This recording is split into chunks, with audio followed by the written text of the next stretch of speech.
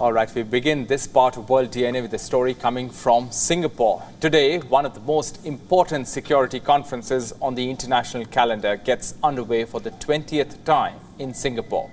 The Shangri-La dialogue brings together defense ministers, military personnel, and policy watchers.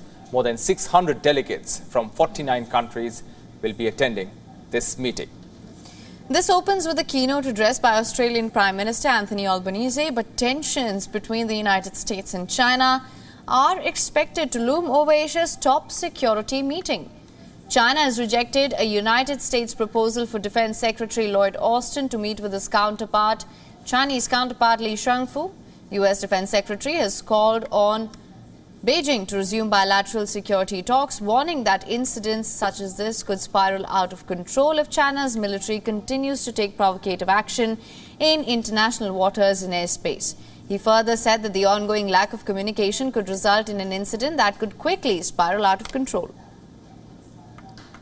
I think that's unfortunate, but we're going to continue to do what we are doing in this region and others, and that is to work with like-minded countries who share common values and common goals to continue to promote a free and open Indo-Pacific.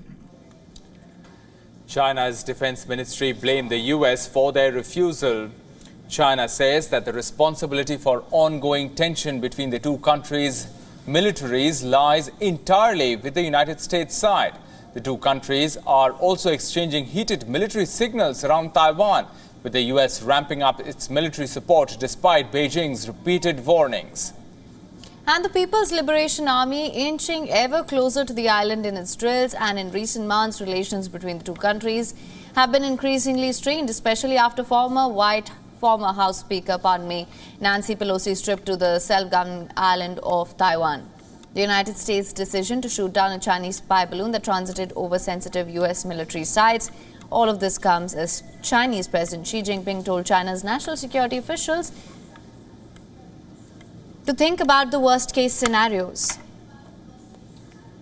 In face of what he calls a complex and grave situation, Xi Jinping said that China must speed up the modernization of its national security systems and its capabilities with a focus on making them more effective in actual combat and practical use.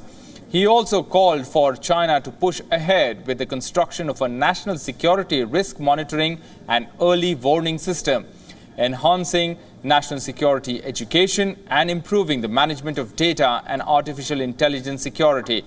Although amid the raging tensions, the US continues to ask for increased communication with China.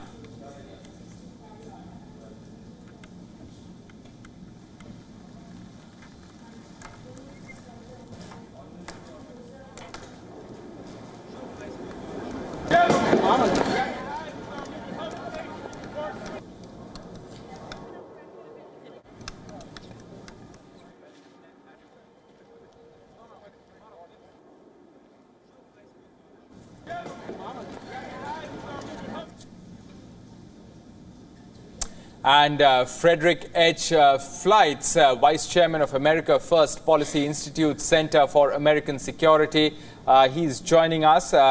He is also the former NSC Chief of Staff, a CIA analyst, and House Intelligence Committee staff member. Thanks very much, sir, for speaking to WION. Good to be here.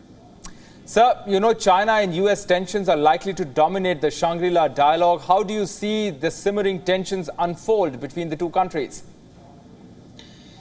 Well, in the United States, we're trying to figure out why relations with China are so much worse over the past 18 months.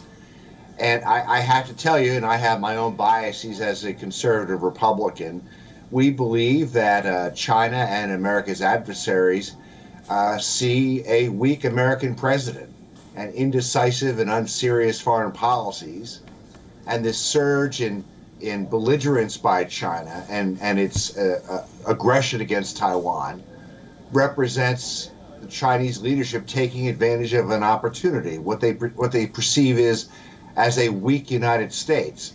And I hope that President Biden understands this, and I would like to see some substantial changes in his foreign policy cabinet to address these issues. But I mean, we're very worried in the U.S. It goes beyond the failure to communicate. There's something else going on here. Right, sir. Also, I just want to understand Russia's war in Ukraine, tensions between China and Taiwan, and North Korea's weapons programs. Are all these going to weigh on the meeting as well? Are you expecting any concrete outcomes? I think there will be a lot of discussion of that. There's been a huge surge in North Korean missile tests. There were over 80 tests last year, the most ever in 1 year. There's divisions on what to do about the war in Ukraine. Now, nations who are going to the Singapore summit, many of them are from this region, and they may not be directly involved in decisions concerning Ukraine. But the Ukraine war is an international conflict. It will affect conflicts in other regions, and I think there will be a robust discussion of how to address it. So, let's come back to that US-China tensions. Do you think here China is dictating the terms of engagement with the United States? Because they've been engaging diplomatically, but they have so far refused to engage militarily and are blaming United States for that cancelling of meeting between Lloyd Austin and Li Shangfu. Do you think China is dictating the terms of engagement here, and how can US be on an even keel here? Well, the reality is the U.S. has been reluctant to speak to both Chinese and Russian officials for the last 18 months. I don't understand why. And the Chinese defense minister is under sanction by the United States. China is using that as a reason not to engage.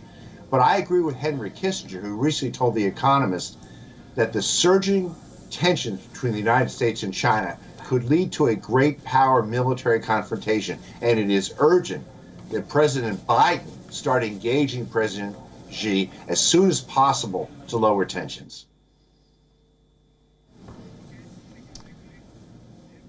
All right, Frederick Fleitz, Vice Chairman, America First Policy Institute Center for American Security. Thanks very much for joining us with your perspective. Good to be here.